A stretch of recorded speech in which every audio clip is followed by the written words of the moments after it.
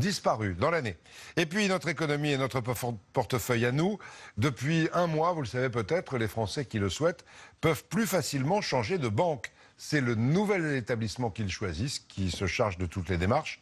Des changements motivés souvent par des frais bancaires différents d'un établissement à l'autre. Denis Cadeau et Antoine Janin. Les frais bancaires, tout le monde en paie, puisque chacun est obligé d'avoir au moins un compte dans l'établissement de son choix.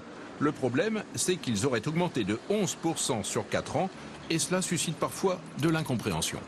Les frais bancaires augmentent sans arrêt et il n'y a aucun service qui est donné en plus.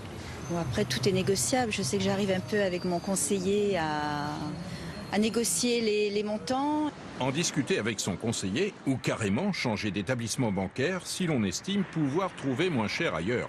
J'ai pas de frais bancaires pour les retraits dans d'autres agences, sinon j'aurais changé de banque. Et pour changer de banque, il y a maintenant, comme pour les assurances, plusieurs comparateurs sur Internet. En quelques clics, vous aurez ainsi une idée des économies possibles. Des économies qui peuvent réduire la facture des 3/4 si l'on passe à une banque en ligne, ou d'une cinquantaine d'euros si l'on choisit une banque classique, à moins de négocier.